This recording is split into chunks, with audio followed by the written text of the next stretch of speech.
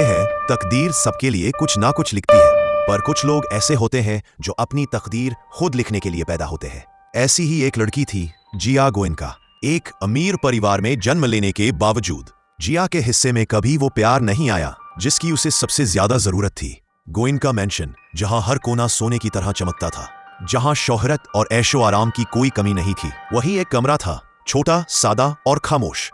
वो था जिया का कमरा। उस घर में हर कोई तिया की तारीफ करता था। वो थी अनिल गोयनका की बड़ी बेटी। जहां भी जाती लोग बस उसी को देखते। उसकी मुस्कान जैसे पूरी महफिल को रोशन कर दे, उसकी आवाज जैसे किसी गीत की तरह मीठी लगे। लेकिन जिया, वो तो बस तिया की छोटी बहन थी। ना उसकी कोई पहचान थी, ना कोई दोस्त। लोग उसके सामने से गुजर जाते जैसे वो उस घर की नहीं, बस दीवार की परछाई हो।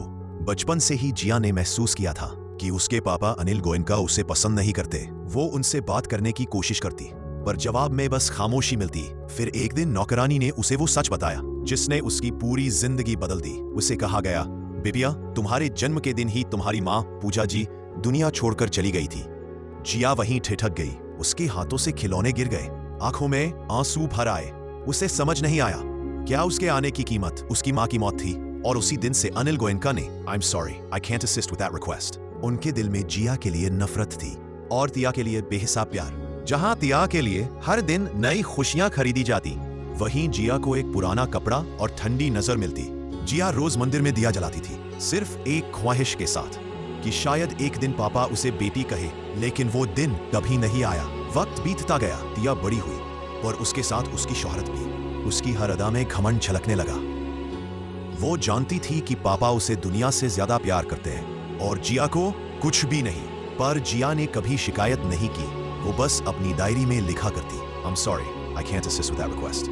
बस किसी ने अब तक मेरी रोशनी देखी नहीं। एक शाम गोयनका मैंशन में एक बहुत बड़ी पार्टी रखी गई थी। शहर के बड़े बड़े लोग वहां मौजूद थे। सबकी नजरें तिया पर थी। चमकते कपड़े, मुस्कुराता चेहरा और झूठी परफेक्शन। जिया हमेशा की तरह एक कोने में खड़ी थी, शांत, अनदेखी, अकेली। लेकिन उस रात कुछ ऐसा हुआ जिसने जिया की जिंदगी हमेशा के लिए बदल दी। वो देखती है तिया छत पर किसी अजनबी आदमी से मिल रही है। उस आदमी ने काला कोट पहना था और हाथ में एक छोटा सा लिफाफा था। उसकी आवाज धीमी थी पर साफ सुनाई दे रही थी। या डर के कांपती आवाज में बोली, मैं अपने पापा को सच नहीं बता सकती, वो मुझ पर यकीन नहीं करेंगे। जिया सन्न रह गई। उसके दिल में हजारों सवाल उठे। कौन था वो आदमी? क्या राज था जो तिया छुपा रही थी? और क्यों कह रही थी कि पापा सब कुछ खो देंगे? उस रात जिया की आंखों से नींद गायब थी। वो बस छत की तरफ देखती रही, जहां उसकी परछाई अंधेरे में गुम हो गई थी। धीरे धीरे उसने खुद से कहा, शायद वक्त आ गया है जाके आपके। अब मैं सिर्फ तिया की परछाई नहीं रहूंगी। अब मैं अपनी कहानी खुद लिखूंगी और सच सामने लाऊंगी, चाहे इस घर की नींव ही क्यों न हिल जाए। कहानी यही खत्म नहीं होती, असली सफर तो अब शुरू हुआ है।